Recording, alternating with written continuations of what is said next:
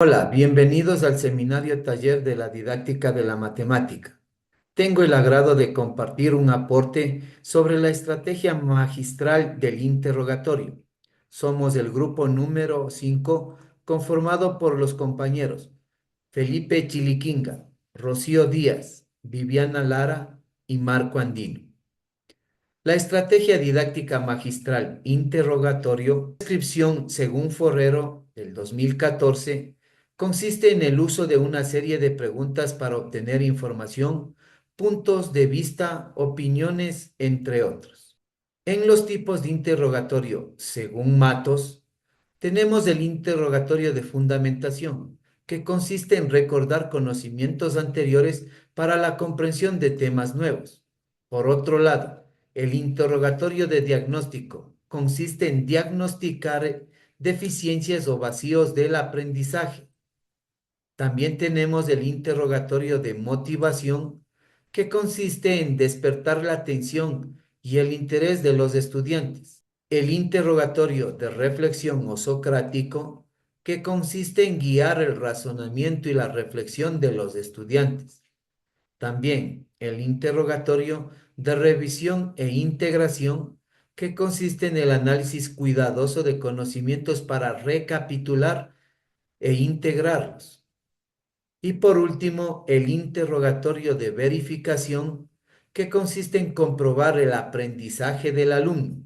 A continuación veremos el proceso que debemos realizar para realizar un interrogatorio. El proceso de la estrategia magistral interrogatorio.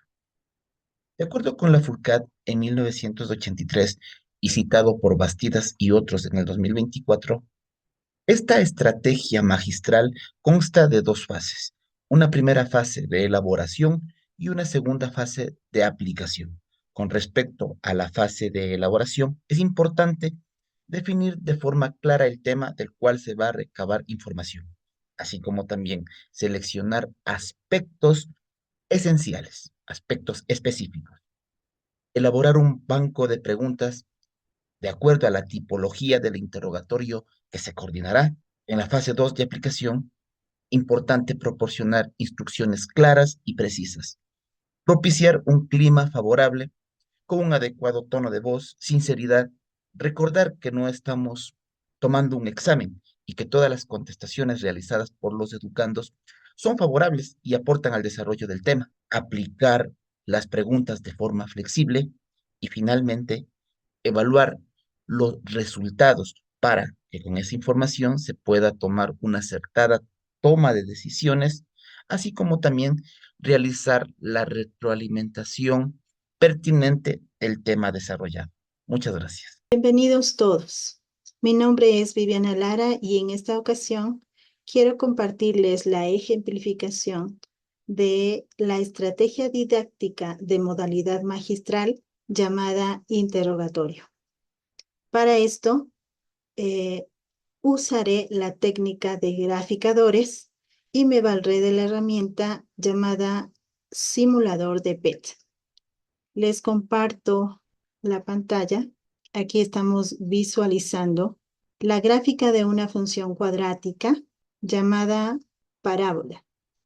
Aquí tenemos la ecuación de la parábola en forma general y tenemos la ecuación de la parábola en forma general donde ya hemos asignado valores a los coeficientes que acompañan a las variables y al número independiente.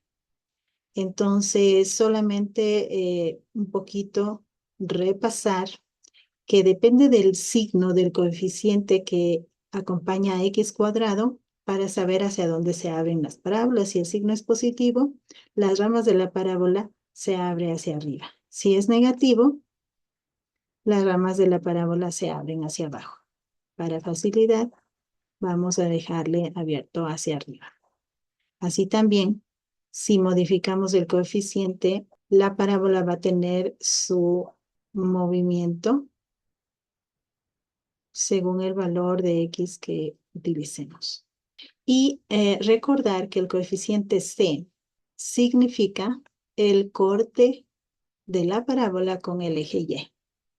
Como podemos ver, la parábola corta a Y según el valor que demos a C.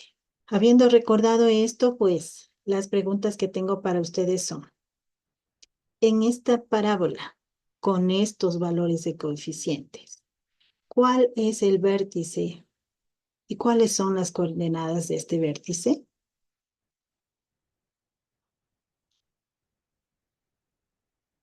Correcto, el vértice punto más bajo en esta parábola. ¿Cuáles son las coordenadas de ese vértice? Comprobamos. Correcto. 2 en X y en Y menos 4. Siguiente pregunta. ¿Cuáles son las raíces de esta, cuáles son las raíces de esta ecuación cuadrática? ¿Cuáles son las raíces de esta parábola? Correcto. Los cortes con el eje X. ¿Pueden decirme las coordenadas de estas raíces?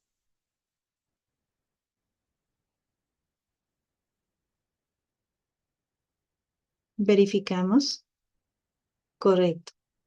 La raíz 1 tiene de coordenadas 0, 0 y la raíz 2, sus coordenadas son 4, 0. Correcto. En Y es 0 porque justamente son los cortes con el eje X, quiere decir que la Y tiene un valor de 0. Perfecto. Otra cosa que podemos ver, visualizar aquí, es el eje de simetría. ¿Pueden decirme dónde está localizado el eje de simetría? Perfecto. El eje de simetría es la recta que divide en dos partes a la parábola totalmente simétricas, es decir, que cada punto de la parábola tiene una distancia de un lado de la recta y la misma distancia al otro lado de la recta. Entonces, la pregunta es, ¿cuál es la ecuación de este eje de simetría? ¿Cuál es la ecuación de este eje de simetría?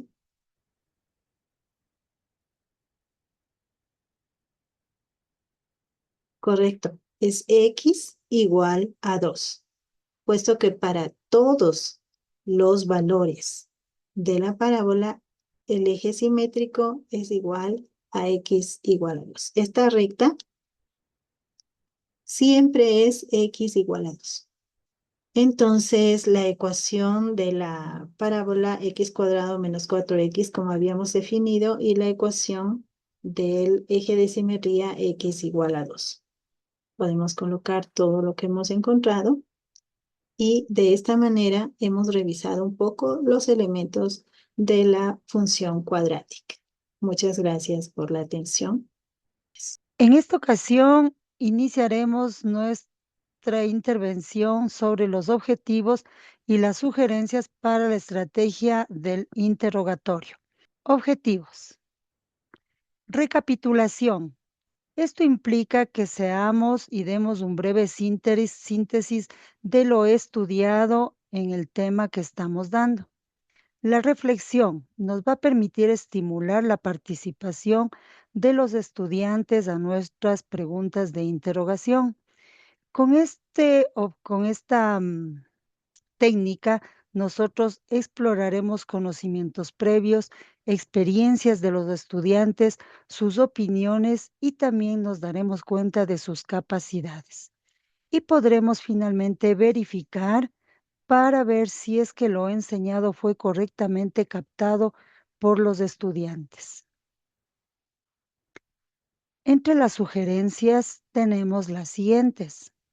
Con respecto a las preguntas, estas deben ser claras, simples y bien definidas, utilizando un lenguaje sencillo tal cual el estudiante pueda entendernos. Deben ser interesantes, adaptadas al nivel y capacidad de los estudiantes. Debemos siempre tomar en cuenta el año en el que estamos dando nuestras clases para que nuestras preguntas no sobrepasen el nivel del estudiante. También debemos tomar en cuenta que las preguntas deben ser directas. Esto nos permitirá mantener la atención de los estudiantes. Con respecto a las respuestas, no debemos aceptar que los estudiantes a una pregunta nos digan simplemente sí o no. Debemos siempre pedir que nuestras respuestas sean completas y que no sean confusas o evasivas. También es importante que nosotros no afirmemos que una respuesta es equivocada, debido a que nosotros podemos dañar el autoestima de un estudiante. Debemos tomar en cuenta que nuestras preguntas siempre deben estar dirigidas a todos los estudiantes. Es necesario que las respuestas acertadas sean elogiadas y permitan que el estudiante se sienta muy seguro de las respuestas que ha dado. También podemos tomar en cuenta que es necesario estimular la participación, haciendo que los estudiantes puedan responder sin miedo a cada una de las preguntas que demos. También debemos permitir la reflexión después de cada pregunta. Por lo tanto, ninguna pregunta debe ir una tras de otra. Debemos tener pausa, dar una pregunta, permitir que el estudiante reflexione sobre la respuesta, dé su respuesta e inmediatamente daremos nuestra siguiente pregunta.